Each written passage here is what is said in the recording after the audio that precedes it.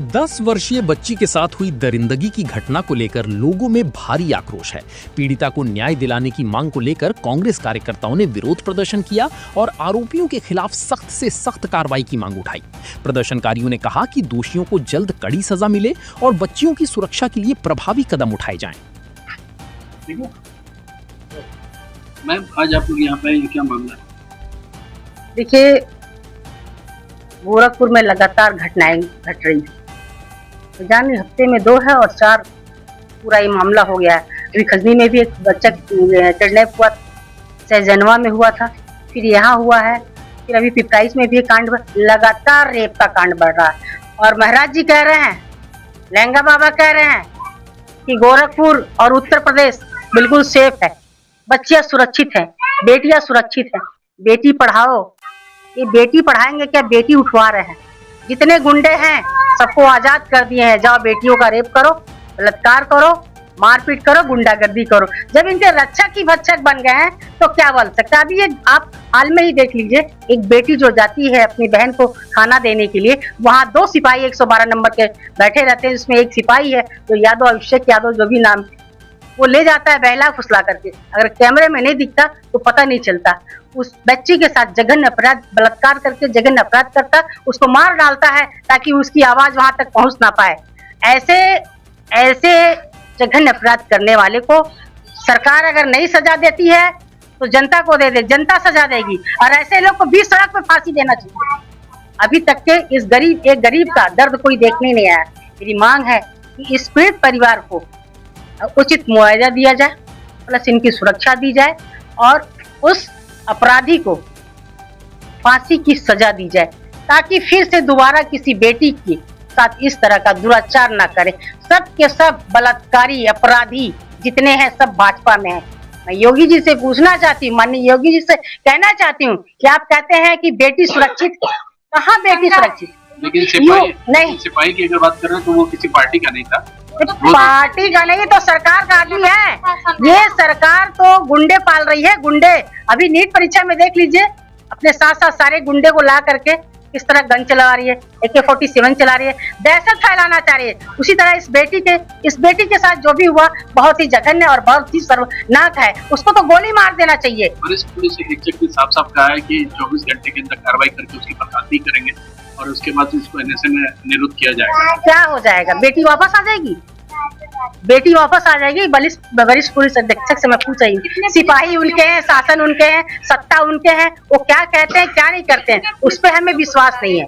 इसलिए कि पुलिस भी उनकी है और शासन भी उनका है, प्रशासन भी उनका है। लाइन ऑफ एक्शन क्या होगा?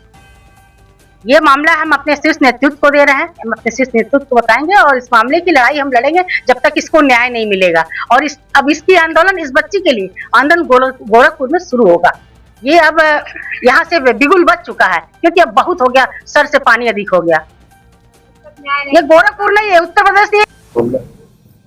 ये गोरखपुर की 1 महीने के अंदर मुख्यमंत्री के गृह जनपद में चौथी बच्चों के साथ यह अमानवीय घटना है। ये 10 साल की मासूम बच्ची जो अपने बहन को खाना पहुंचाने सदर हॉस्पिटल गई थी, उसके साथ पुलिस के ही एक सिपाही द्वारा जो बर्बरतापूर्वक अमानवीय और घृणित कार्य किया गया और उसकी हत्या भी पुलिस द्वारा कर दी गई। सारे साक्ष्य मौजूद है प्रशासन के पास। उसके बावजूद जिला प्रशासन जिस तरीके से असंवेदनशीलता दिखा रहा है, कोई कार्यवाही के नाम पर केवल उसकी गिरफ्तारी हुई। पूर्व में भी वो पुलिस का जवान ऐसी घटनाओं में लिप्त था। अभी कुछ दिन पहले ही वो जेल से छूट के आया था ऐसी ही घटनाओं में। उसके बावजूद शहर में ही उसने उस घटना को भी स्टेशन पे अंजाम दिया था। ये उसकी दूसरी घटना है। यह सब जिला प्रशासन मुख्यमंत्री के संरक्षण में गोरखपुर जिले में अपराध का, बच्चों के साथ दुर्व्यवहार, अमानवीय घटना का जो बाढ़ आई है और मुख्यमंत्री इसी जनपद के रहने के बावजूद उनकी असंवेदनशीलता देख सकते हैं कि चारों घटनाओं पर कहीं भी उन्होंने किसी घटना की न निंदा किया, न किसी घटना स्थल पर वह गए। इससे पता चलता है कि इसलिए जिला प्रशासन का पूरी तरीके से स्वच्छंदता का रूप है कि कोई भी जिला प्रशासन लगातार इस जिले में बाढ़ आई है अपराध की, लेकिन जिला प्रशासन गंभीर न दिख रहा है, न कोई गंभीर कार्रवाई करता हुआ दिखाई दे रहा है। एसएसपी साहब ने आश्वासन दिया है कि उसको गिरफ्तार करने के बाद उसका सस्पेंशन किया गया और टर्मिनेशन की कार्रवाई हो रही, 24 घंटे के अंदर कर दिया जाएगा, संभवतः हो गई होगी। और उसके बाद उसको जो है एनएसए में निरुद्ध करने की भी बात चल रही थी और फास्ट ट्रैक के लिए वो बात की है कि फास्ट ट्रैक में इसका मुकदमा चला के जल्द से जल्द जितना सख्त से सख्त कार्रवाई हो उनको सजा दिलवाया जाएगा। जिला प्रशासन तो काम कर ही रही नहीं, जिला प्रशासन लगातार मौखिक आश्वासन दे रहा है। पूर्व में भी जब वो अभियुक्त था और इसी तरीके की घटना में वो लिप्त था जिसमें वो अभियुक्त था और छूट के आया था, उसके बावजूद इतने बड़े शहर में इतने महत्वपूर्ण जगह पे उसकी पोस्टिंग हो गई।